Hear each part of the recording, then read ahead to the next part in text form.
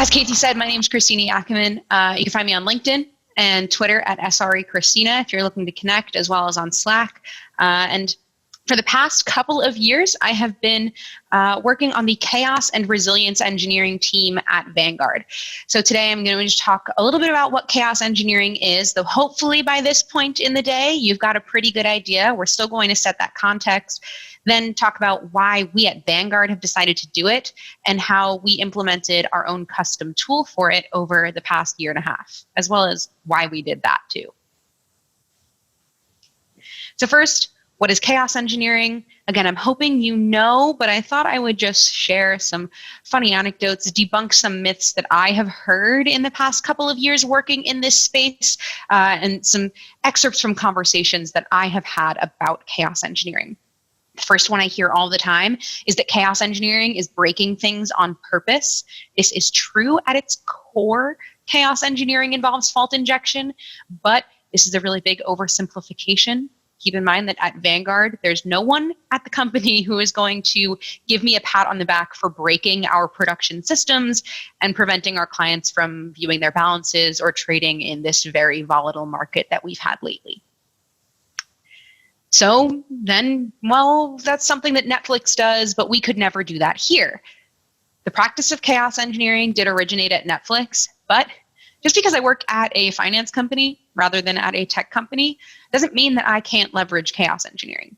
Even in our very highly regulated industry, we absolutely can run chaos experiments, and we already have. Isn't that just a fancy name for performance testing? It's just another buzzword. A lot of people think chaos engineering is a buzzword for some reason.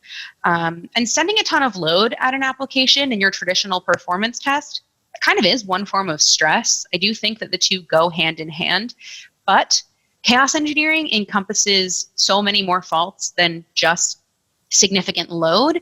So I think it takes things a step further than your traditional load testing has. And finally, what the heck is that? A lot of people, even in the industry, I say that I work on chaos engineering and they are immediately confused and think that I've made it up.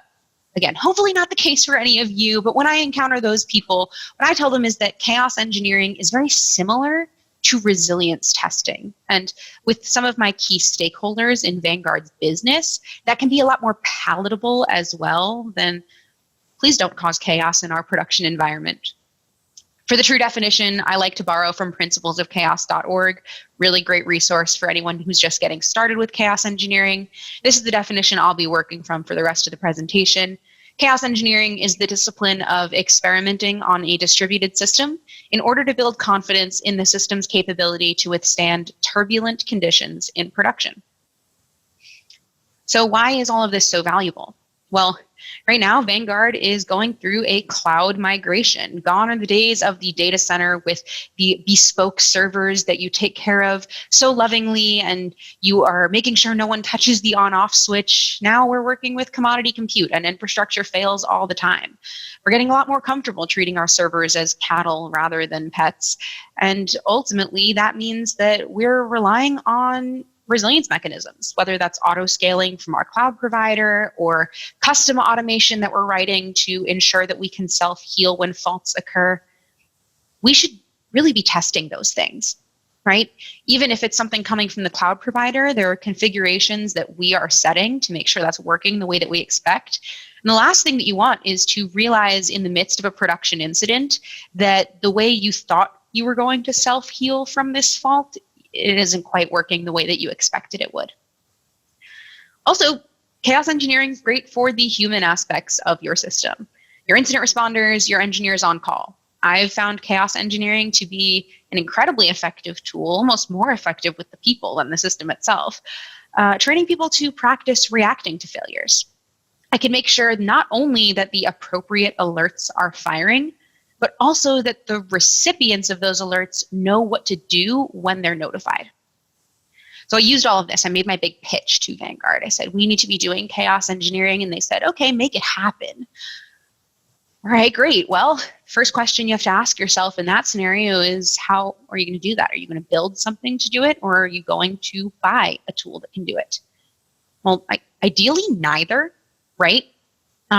with first place we look was the open source community. And we were hoping that there would be an open source tool out there that would meet our needs.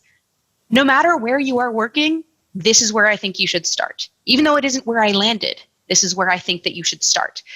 At Vanguard, a lot of things didn't meet our needs, really because a lot of them assumed that as a developer, I can SSH out to any device on the network, or I can run a CLI on my desktop and that can target any infrastructure on the network. At Vanguard, we've got firewalls on our firewalls, right? There's a lot of upfront work to integrate with our rigorous security controls. So while we definitely leveraged some of these open source libraries that were out there, looked at that code, drew inspiration from it, we couldn't just immediately take that and run with it without a lot of additional integration. So next place we looked was, all right, maybe we can throw some money at the problem. And the more advanced vendor tools will have those security integrations that we need. Some of them did, but at the time, 2 years ago, there's not that many products out on the market that can do this. And the ones that can are really, really, really expensive. We didn't have enterprise-wide buy-in for chaos experimentation yet. They were okay giving Christina the thumbs up to go ahead and do some chaos, but not footing a hundreds of thousands, even $1 million bill. So I was left with really one option, and that's build our own lean MVP. We had to forge our own path. So that's why we ended up building the climate of chaos. Over the past couple of years, we built this web application that you see here called the Climate Control Center web application. It allows engineers at Vanguard to run experiments with weather-themed names, drawing inspiration from those turbulent conditions in production. We call these experiments phenomena. The phenomena represent different types of faults that can be injected into a system across a variety of different platforms in use at Vanguard, including EC2, ECS, and RDS, just to name a few. When we first released the tool for internal use just a few months into development, we only had like 2 options for available experiments, but since then we've grown to support almost 20 different fault injections through the tool. If you're a user coming in to use this tool for the first time, let's say you get to this page and you select Chaos Flash Flood. That's an experiment that increases CPU utilization on an EC2 instance or ECS task for a period of time. So that user will then come to this page where you're prompted to provide just a few inputs like task ID and experiment region about the infrastructure. And then you can run the experiment with the click of a button. And it really is that easy. Since this is all something homegrown in-house, it's a proprietary tool that we're using, I want to give you some information about how we built this in case this seems like the kind of thing that you want to do at your organizations as well. And as I talk through that, there are really 4 guiding principles that I want to get into individually over the next couple of slides. Serverless, easy adoption, defined guardrails, and integrated reporting. So first we'll talk about serverless. Serverless was important to us both for high availability of our product as well as low cost. We start with an ECS Fargate web application. This is the only component in our infrastructure that is not on a completely consumption-based model. So what I mean by that is even if no one is actively using the tool, we are still paying a little bit for compute that is provisioned around the clock.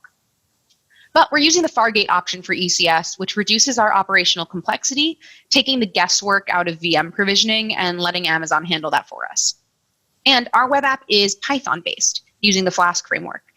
This has helped us limit the number of different programming languages that our team needs to know and understand. We already had a bunch of Python experts on the team. Maintaining a JavaScript-based web app was going to be a bit more unwieldy as we were onboarding new team members. Now they need to learn JavaScript and Java and Python.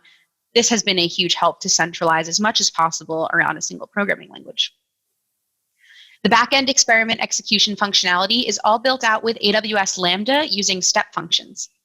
AWS step functions is one of my favorite things that AWS has ever released. It's a workflow management tool, pairs really well with our series of Lambda functions by allowing us to introduce wait states into the system without having to pay for the idle time.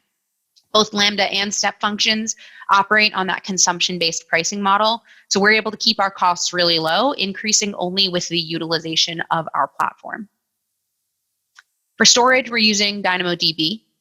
And Dynamo has two distinct pricing models. You can go with provisioned throughput or with on-demand capacity. We're using the on-demand capacity right now, which makes the expense truly consumption-based. We're paying more per individual capacity unit consumed, but overall, significantly less overall due to the really sporadic bursty nature of the traffic on our platform. The usage is relatively low as it is, but especially outside of business hours, and it's unpredictable because we never really know when an application team is going to pick up the tool and try to run a chaos experiment. Finally, AWS CloudWatch events. This is what we're using for scheduled invocations. CloudWatch events can be scheduled with a cron expression. And so we can allow users to schedule their experiments to run daily or weekly or monthly. But we also use this to synthetically generate some traffic through our step functions throughout the day so that we can quickly detect issues with our product when they arise. We do this because we can't just count on that real user data because there aren't always chaos experiments going on. So we need to generate them ourselves. Next up, easy adoption. We never wanted teams to be submitting tickets to us before they could run a chaos experiment. So we wanted to make it truly self-service. We've given all IT teams access to our tool by default, so they're able to self-service their experimentation. This is a more scalable model for us. We're a very small development team, and it ensures that our bandwidth never becomes a bottleneck, preventing broader adoption of the tool and, by extension, the practice of chaos engineering.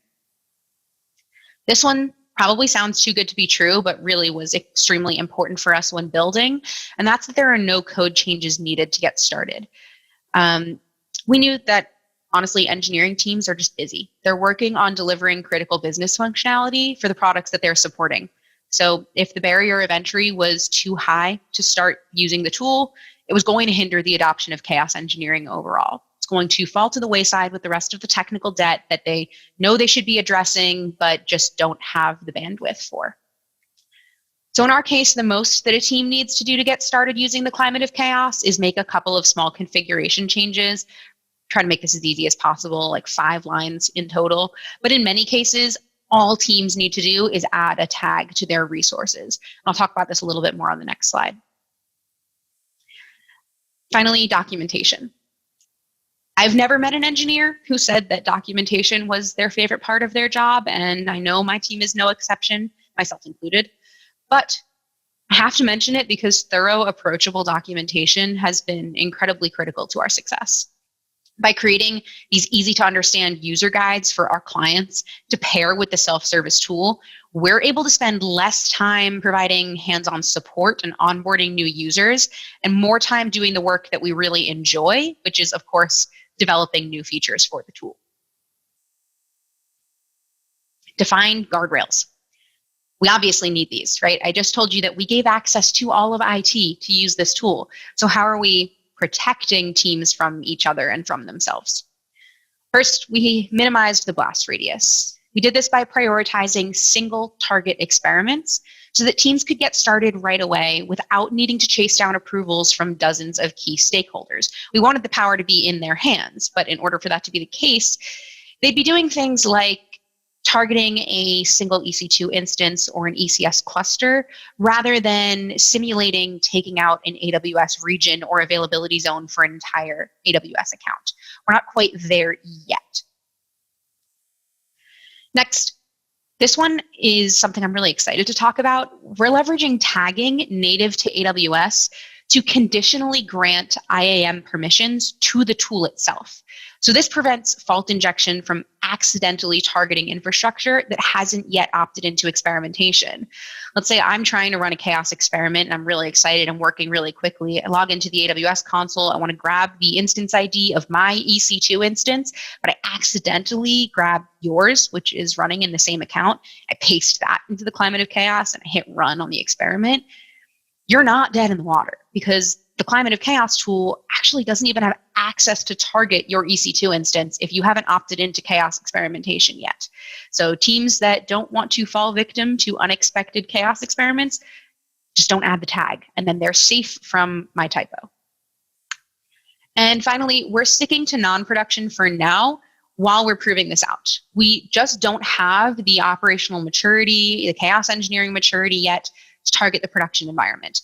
This is kind of a controversial thing to say. I know that production is the best place to test the way things are going to behave in production. No matter how production-like your non-prod systems are, they're never going to be the same as production. So I see us getting there eventually, but we're just not there yet, and that's okay.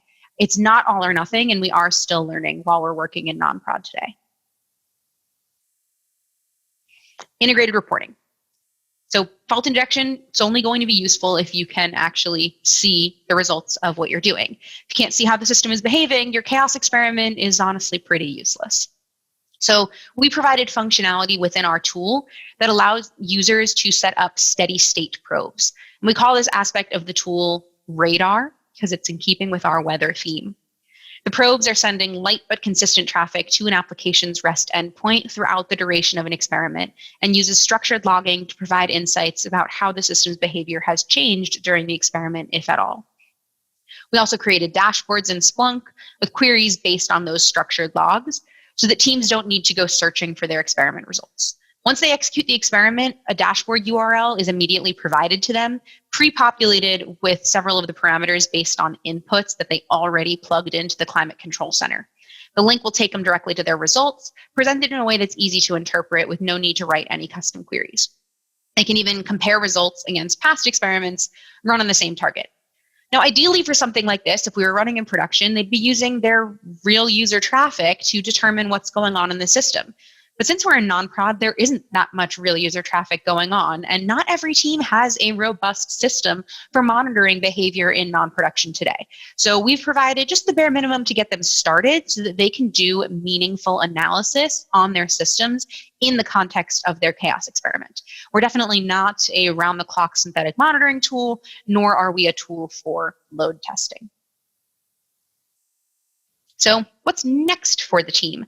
If you've seen me give a similar presentation to this one in the past, this slide is a little different now because we've made some progress and we're working on some new things.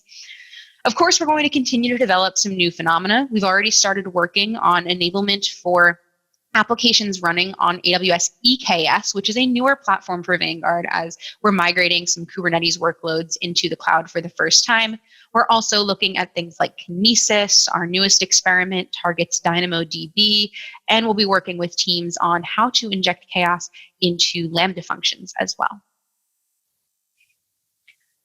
We're going to evaluate available third-party tools. You might scratch your head on this one and say, well, you did the build versus buy. Well, we did, but that was 2 years ago, and this is now. At reInvent this year, AWS announced a new offering for chaos experimentation. Even if that's not the right answer, the introduction of anything from AWS changes the market. So we don't want to just stay stagnant and assume that our homegrown tool is always going to be the right solution for the job. We're going to be continuously evaluating available third-party tools to solve this same problem because reducing our team's operational complexity is in our best interest.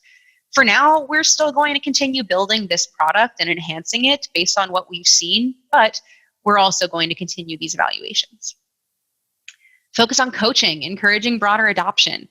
I've recently hired some new members to my team. So now we've got a team of 4 SRE coaches at Vanguard, working to scale not just the practice of chaos engineering, but SRE best practices as a whole across all of IT.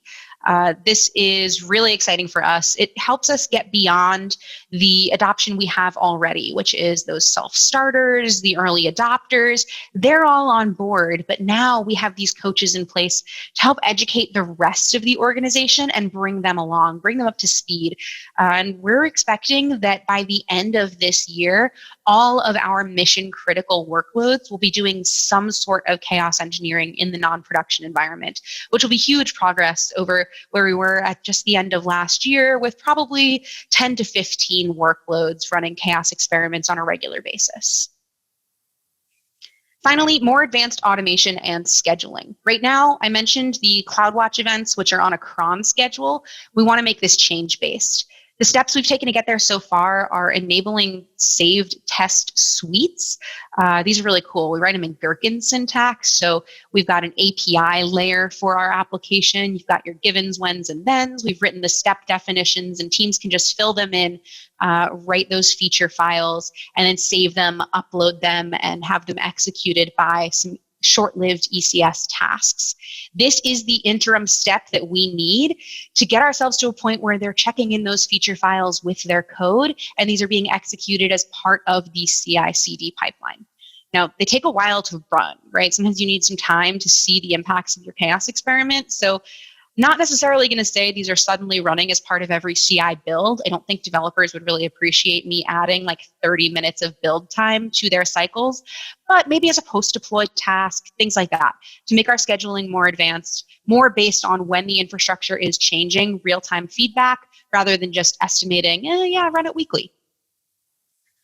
With that, I'm going to thank you all for your time and attention. If you do want to connect with me, feel free to do so on LinkedIn. My name is Christina Yakomin, on Twitter at SRE Christina, or again on Slack after the conference. Thanks so much.